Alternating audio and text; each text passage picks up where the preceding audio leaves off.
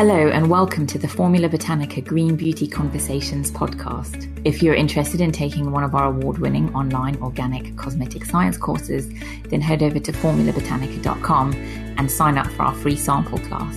In this episode of Green Beauty Conversations, I chat to Barbara Olioso from the Green Chemist Consultancy about all things sustainability and how it relates to the green beauty movement. Enjoy. Hello and welcome to the podcast, Barbara. Hello, Gemma. Thank you very much for having me at Formula Botanica. It's an absolute pleasure. So Lorraine and I finally got to meet you at In Cosmetics 2018 in Amsterdam when we were there. And we followed your work for quite a long time. We've been admirers of what you put out there. So we're thrilled to have you as a guest on the podcast. Thank you very much. And I really appreciate all the work you do, all the educational programs you have for green cosmetics. It's brilliant. You make that available to a lot of people. Thank you. So if you tell us a little bit about yourself and your background. Yeah, I'm originally from Verona in Italy. I studied chemistry in Venice and there I met an English boyfriend. So I moved to the UK several years ago and there I did a master in food science and technology. And then I ended up working for a color therapy company. So that was my introduction in the cosmetic industry. And I really loved working with plants and botanicals and all sorts of natural derived ingredients. And I was at this company for 5.5 years. And after that, I joined Primavera Aromatherapy, where I set up several organic certifications, Organic Food Federation and Soil Association. And while I was there, I developed back in 2005, the first organic eau de toilette. And then soon after I left Primavera, and I set up my own company, the Green Chemist Consultancy, and I do different things. I do formulations, organic or sustainable skincare, hair care. I also do reformulations, like replacement of synthetic preservatives, choosing what certification is most relevant for you, vegan, all sorts of organic, etc. And I also do training, but they're sort of short webinars on the Special Chem platform on the Cosmos certification and natural alternatives to synthetic preservatives. Wow. So we were discussing just before we started recording the issue of sustainability in the green beauty movement. And that's the main focus of our podcast today. We're talking about sustainability and different aspects of sustainability. And the reason that we particularly wanted to discuss this was that sustainability is often quite a confusing subject, I think, because there's been a lot of misinformation and miseducation about what sustainability means. And often it's attached to the green kind of beauty industry as if everything the green beauty industry puts out is sustainable. So we wanted to discuss a few questions and a few issues around that. So my first question to you, which is a much discussed one in our communities, is if an ingredient is considered natural, does it always mean that it's going to be sustainable? And yes, it's a very hot question. And I think first I need a little introduction about what sustainability is, because it's a judgment. So you need some guidelines to make a judgment about. And if I start from the Sustainable Development Goals, there are 17 of them, which are quite few, but which ones are most important for cosmetics. For me, the responsible consumption and production, which is the goal number 12, is critical, which means once the product goes out there in the environment, does it biodegrade? Does it cause aquatic toxicity? So that is a very important factor around sustainability. Another one is, does this ingredient involve child labor or any form of slavery? Mica and cocoa butter now are linked to this. So that wouldn't be sustainable. And does this product cause deforestation or does it damage biodiversity? So if I look at all these 5 different criteria, I can say, this product, this ingredient aims at sustainability. There is not, I would say, 100% sustainable, natural, or even synthetic ingredient, I think, to this day, because of the nature of cosmetics. We use them and there is no way of reintroducing them into a cycle. Once they're used, they get disposed of. Yeah. Does that answer your question? Yes, no, it does. So, this brings us on to the next question, the differences or the debate around, natural ingredients, so that it comes from, obviously there's different scales of natural for different people, but if we're assuming it comes from a plant versus something that is formulated in a lab that is, say, nature identical, could you argue that some of the nature identical ingredients created in a lab are more sustainable than ingredients derived from nature, especially if they're kind of over harvested, over processed? I mean, what are your thoughts on that? Yeah, I mean, I don't have really any issue personally with nature identical, providing, the criteria I mentioned earlier on are met. So the biodegradability and aquatic toxicity are very important. Obviously, still you have to face the issue of the origin of the raw material, which is not from a non-renewable source. So at the moment, they're very cost effective, they're very practical, and they're good to use. But we also need to think like 30, 40, 50 years down the line when oil runs out. And in fact, at the moment, there are very promising alternatives like fermentation and stem cell technology, where you combine the natural concept with sort of lab technology. So you don't use, the natural environment to obtain a certain molecule, but you grow it in a lab. Basically. Yeah. So, I mean, let's give a few examples of that. I mean, what do you think at the moment that is an ingredient that is used in the green beauty movement, like that people consider natural, that is kind of maybe not kind of on your level of sustainable, what you would classify as sustainable? All right. Because the preservatives, for example, that's what comes to mind, is sodium benzoate and potassium sorbate. But they are, food grade, and for me, they're not sustainable because I'm not keen on their dermatological effect on the skin, not for the criteria I mentioned earlier on. But I don't know if you, at the moment, no nature identical ingredient that, that is not sustainable comes to mind. I don't know if you have one in mind particularly. No, not really. I'm trying to think of what the most popular one would be. I mean, obviously, there's so many different options, but I think that what I'm trying to get at here is that we often have a lot of kind of debates and discussions, and there are people that say, I'd much rather use something from nature rather than something that is formulated in a lab because it's going to be more sustainable. But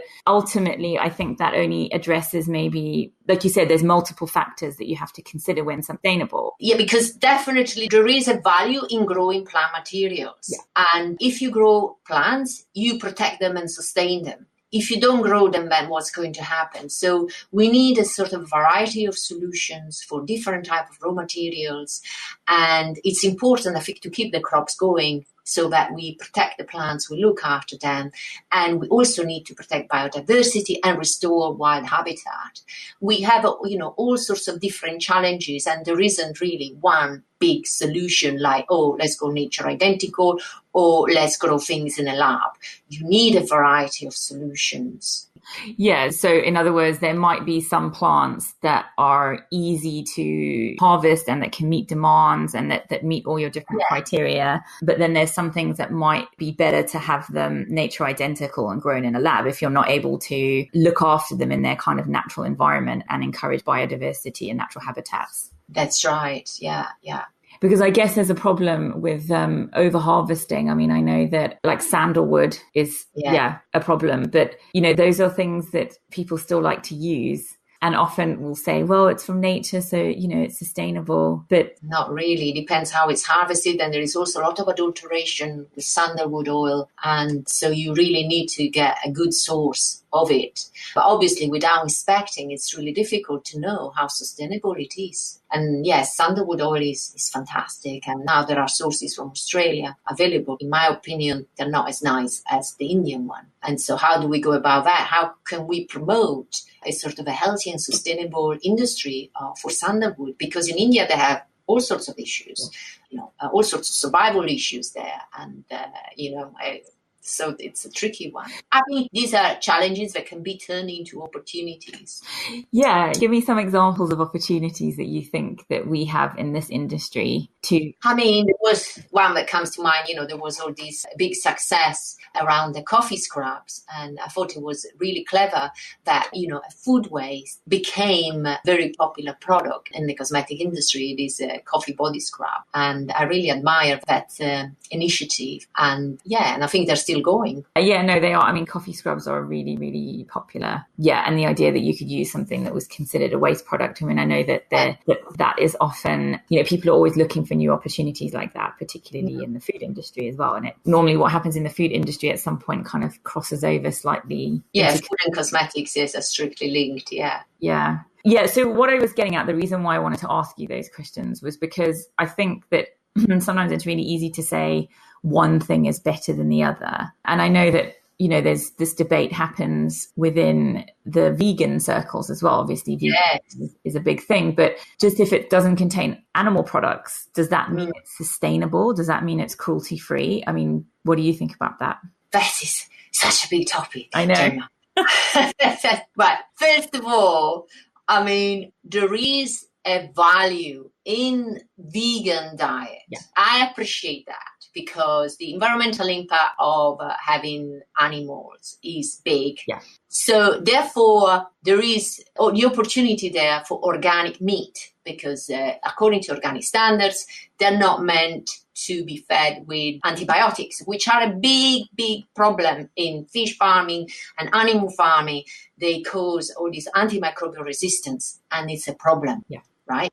But, if I think of myself as vegan, I would struggle. I'm a part-time vegan myself. So even though I share what their aim and their values, I'm not completely, committed to the point of giving up meat, but I eat organic meat. So when it comes, and also there are obviously organic cows and so on, they're treated, there are some fair trade standards for them. So when it comes to cosmetics, because of all the chemical processing, it's not as simple as that. If you look at the chemical processed ingredient, they can be animal derivatives. Like a classic example is xanthan.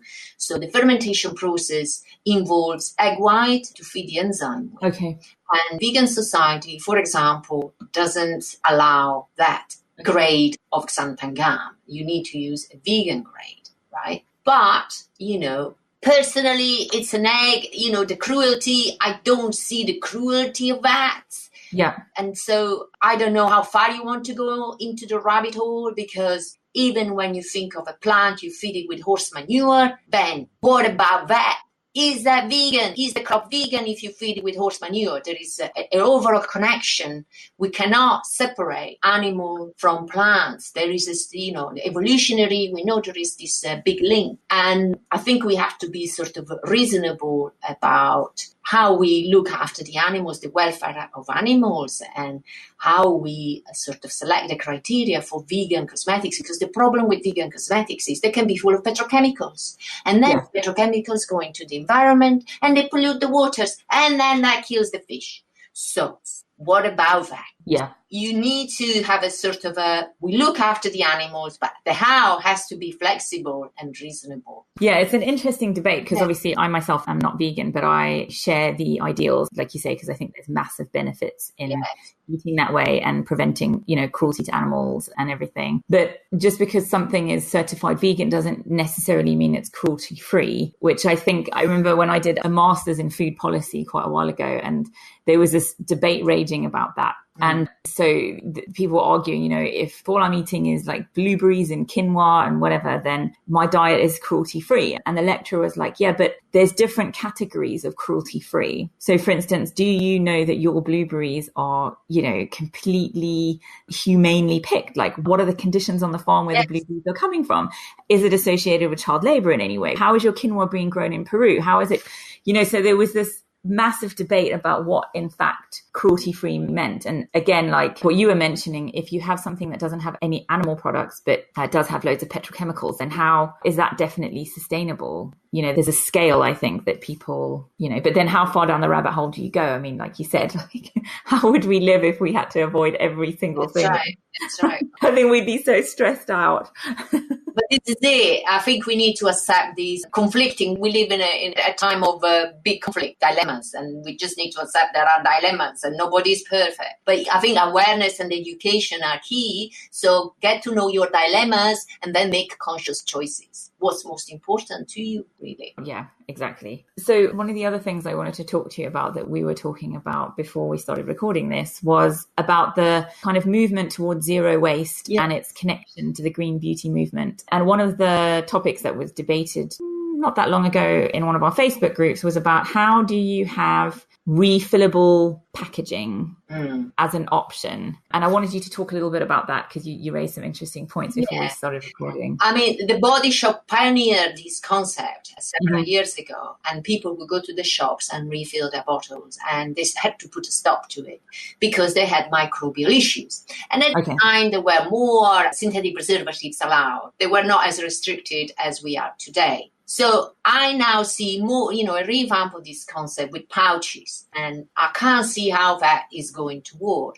If they are going to put them back into the original bottle, we don't really know what happens in people's bathrooms, do we?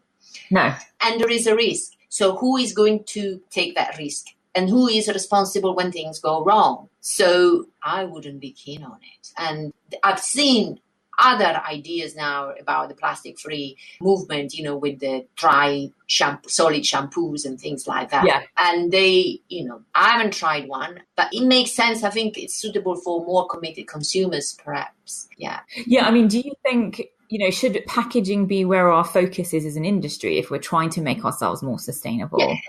Packaging definitely is a big source of waste. And, even if you look at the cost of a cosmetic product, look how much is spent for packaging. And I think that boxes, do we really need boxes? Do they need all these fancy, foil effects that make it, impossible to recycle?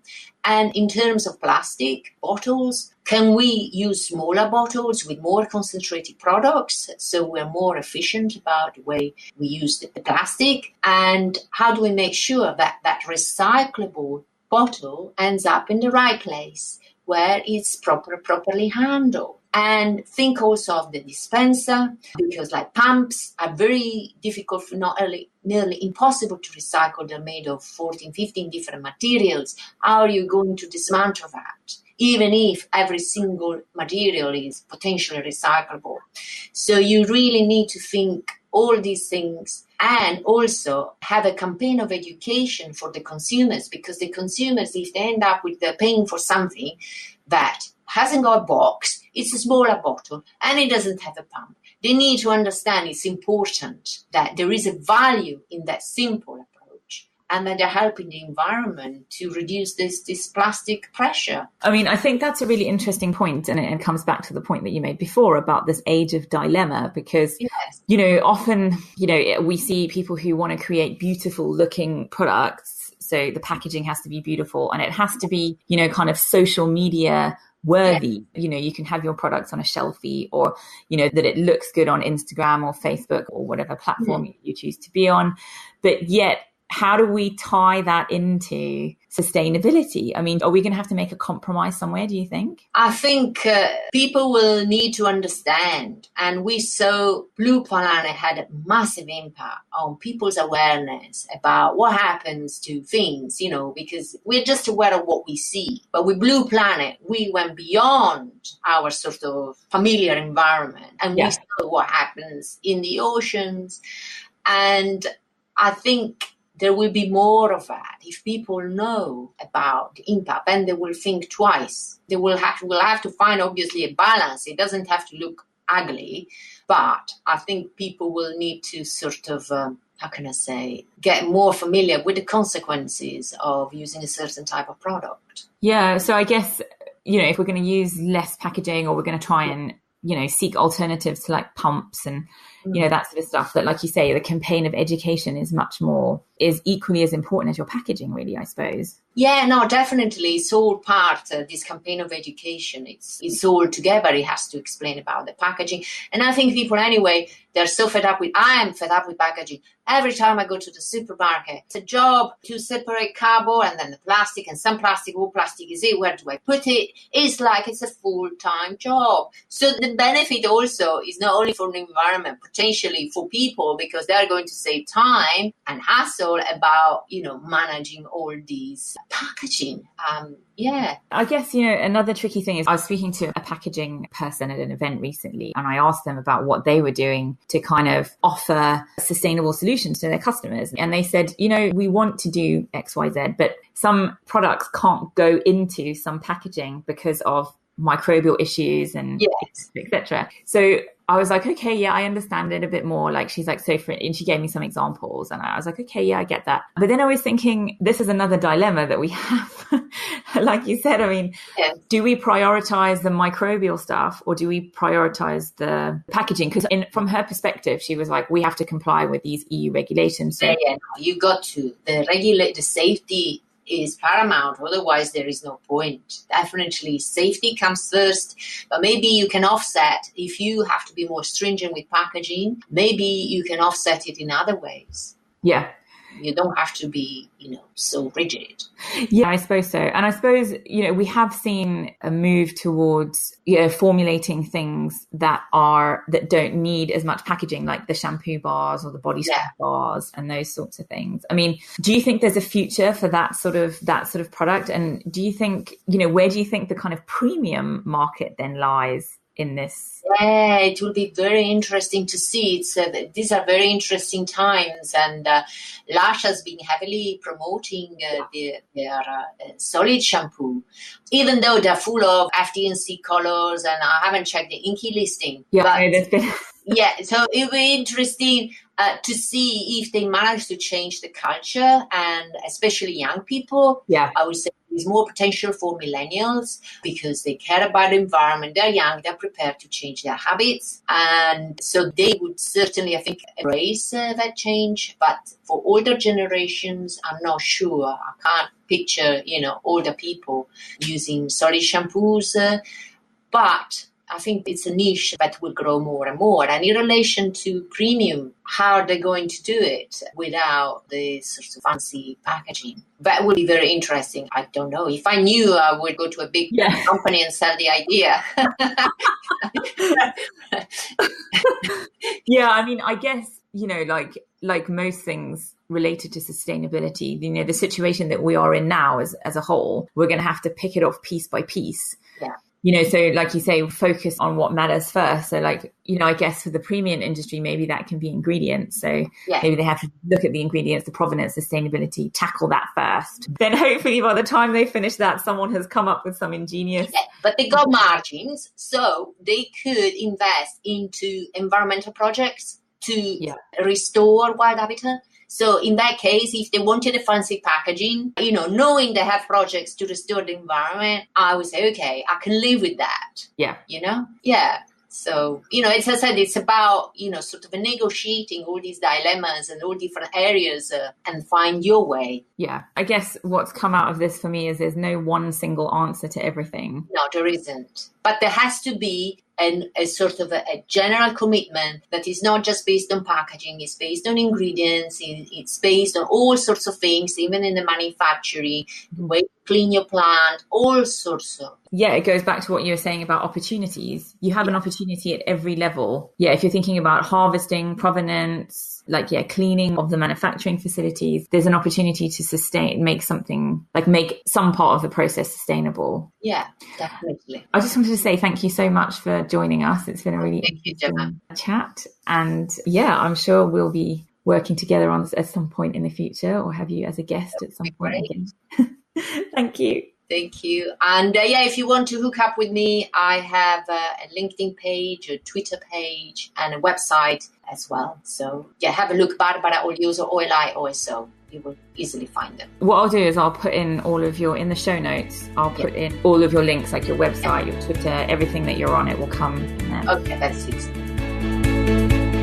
Thanks so much to Barbara again for joining us. And And thank you for taking the time to listen to these podcasts. We do put quite a lot of effort into them, so I really hope that you're enjoying them. Again, if you want to connect with us, you can find us over at formulabotanica.com or on Facebook, Instagram, or on Twitter at Formula Botanica. Thank you and bye-bye.